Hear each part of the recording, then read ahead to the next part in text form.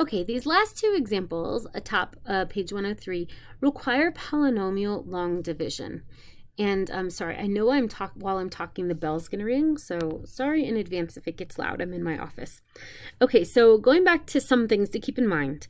Whenever the degree of the numerator is greater than or equal to the degree of the denominator, you must long divide the polynomials first.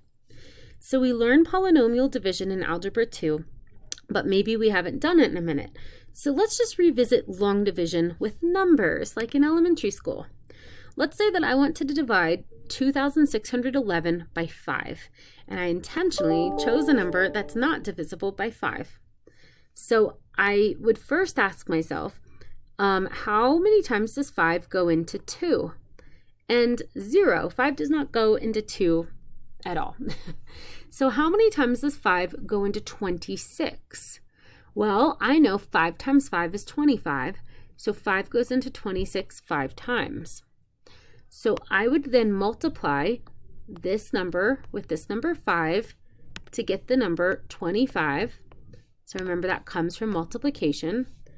And then I would subtract. So 26 minus 25 is 1. And then I would bring down my next digit. So instead of thinking of how many times does 5 go into 111, I'm just going to think of this as 11, and I'm just using the place value above the second one. So I'm really almost thinking of how many times does 5 go into 110. But I'm just going to look at the number 11, and I know that 5 goes into 11 twice, and that is 10. So again, I'm going to multiply this 2 with this 5. When I do that, I get 10. And it's that multiple of 10 that gets subtracted.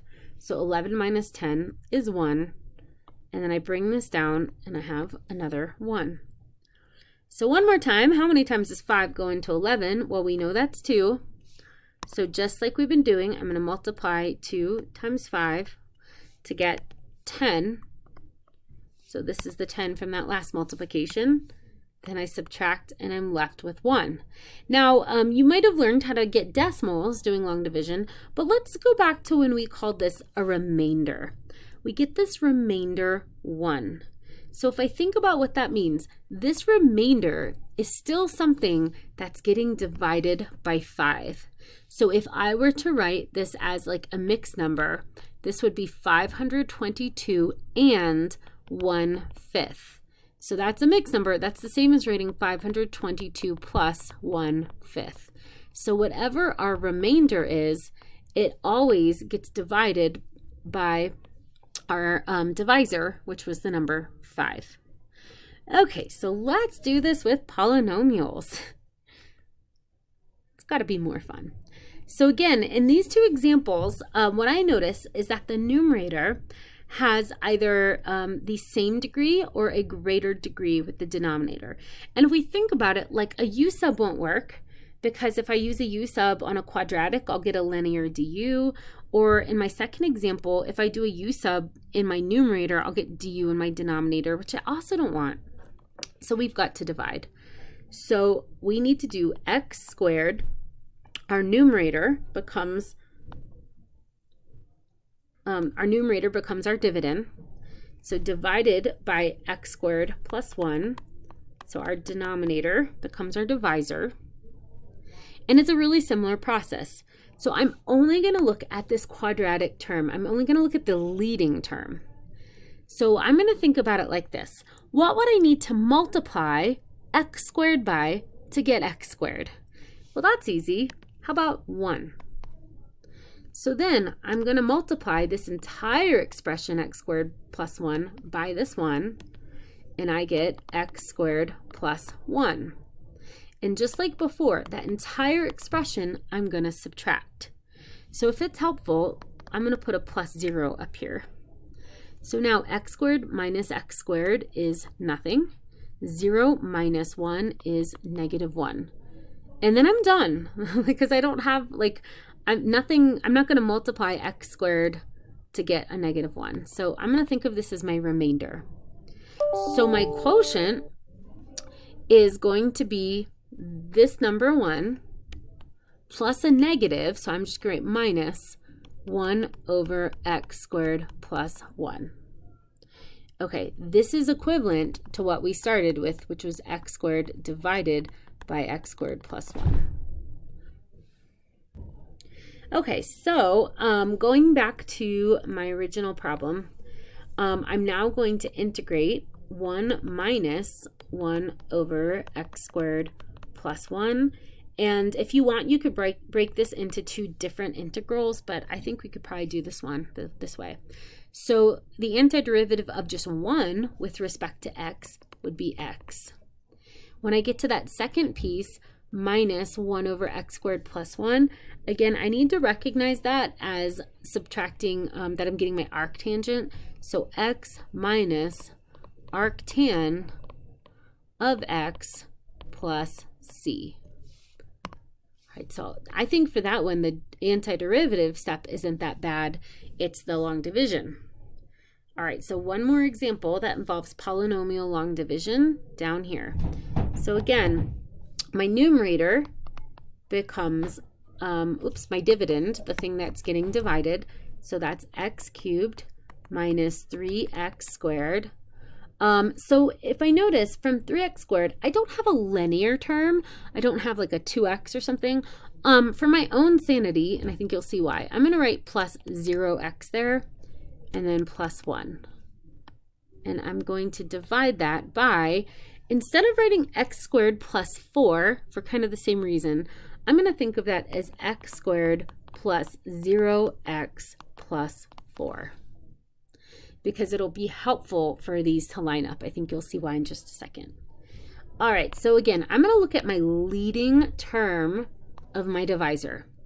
What multiplies x squared to make x cubed? And that is just x. So then I'm going to actually multiply x with this entire expression. So when I do that, x times x squared becomes x cubed. X times 0x, I could think of that as a 0x squared. Oops, sorry, that was positive, plus 0x squared. And then that plus positive 4 times x becomes a 4x.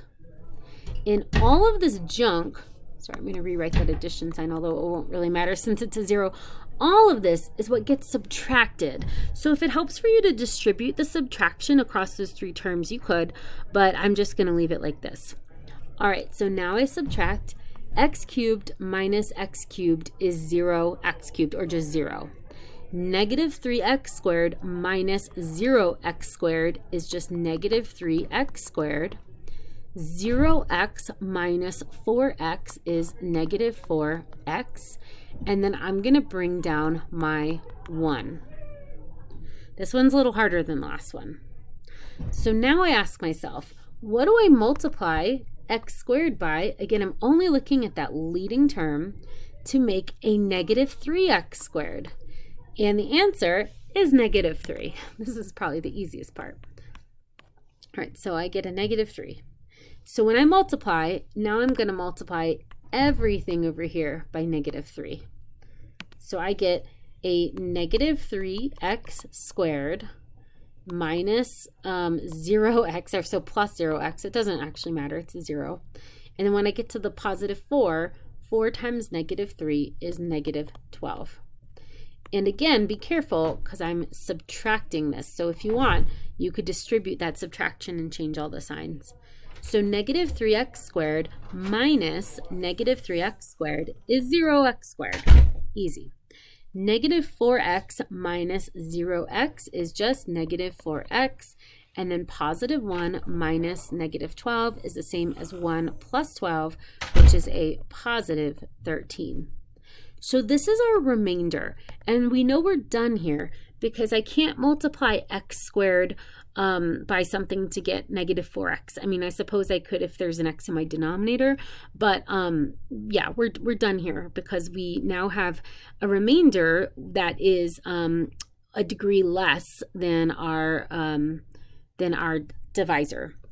Okay, so when I write this quotient out, so what I'm concluding is that my original fraction, x cubed minus 3x squared plus 1, all of that over x squared plus 4, that is equal to x minus 3 with a remainder of, and now the whole remainder is not negative, just that 4. So minus 4x plus 13, all of that junk over our original divisor, which was x squared plus 4. So that is what we get when we perform that long division. Okay, so that's the hardest part. Integrating this actually, I don't think will be, actually, no, never mind. I remember this one. This one's kind of hard either way. Sorry, false alarm. Okay, so what we are going to integrate now is x minus 3, and then we've got a minus 4x plus 13, all of that over x squared plus 4, and then a dx. So I'm going to break this out into 4 terms. I'm going to have an x dx for my first integral, minus, I'm going to put the 3 here, 3 dx. And then now I'm back to a situation where now I have 2 terms in my numerator of this fraction. So I'm going to break that out into 2 more integrals. So I'm going to put the negative out front from the negative 4. So negative, so now that would be a positive 4x over x squared plus 4. And then lastly, a positive 13 over x squared plus 4. Okay, how much fun is this example? So much fun. Okay, so for the first integral, and I'm just going to write these in line instead of dealing with like C1, C2, C3, C4. So this first piece, nothing fancy. I'm going to get a 1/2 x squared. When I move on to my second piece, if I integrate 3 with respect to x, I just get 3x. So this becomes minus 3x. For this next piece, do you mind shutting the door for just a second? No, you can be in here. I just want to shut the door while I'm filming this. Sorry, it's loud in the hall. All right, for the third term, I noticed that I've got, again, a linear term in my numerator, a quadratic term in my denominator. So this is where I'm most likely to need a u substitution. So let's try that one. I'm just going to do this kind of below. So if u is x squared plus 4, du would be 2x dx. And I could rewrite that part of my integral expression as negative out front. Oh, I've got a 4 and I need that to be a 2. What if I took 2 from the factor of the numerator and put it out front and then leave the 2 there? Alternately, you could kick the 4 out front, multiply by another 2 and divide by a 2. We should get this either way. So I've got a constant multiple of 2 out front. I've got my 2x dx gets absorbed into my du, and I've got 1 over x squared. Nope, I'm going to grade x squared plus 4. Sorry, 1 over u. Forgot what I was doing for just a second. Du. All right, so now if I just finish this antiderivative, that's my favorite one, natural log. So negative 2 times the natural log of the absolute value of u plus c would become negative 2 times the natural log of the absolute value of the sum x squared plus 4. Again, I'm going to deal with the plus c later. Okay, so that was my next term. Negative 2 ln. Oh, I'm writing sideways. Sorry. Okay, now for the very last one, 13 over x squared plus 4. I'm going to kick that 13 out since it's a constant multiple, replace that with the 1. And I need to recognize that as arctangent, where a squared is 4, a is 2. So remember, arctan, I'm going to have 1 over a times the arctangent of x over a plus c. So the 13 comes along for the ride. So 13 times 1 over a is 13 times a half, which is just 13 halves, y'all. That times the arctangent of x over a, which is x over 2, all that junk plus c. Oh man, what a beautiful antiderivative that is. Let's put it all together. 1/2 x squared minus 3x minus 2 times the natural log of x squared plus 4, sorry, the absolute value of x squared plus 4, plus 13 halves times the arctangent of x over 2 plus C. Boom! Did you ever imagine that you would have so much fun today? All right, that's all I got.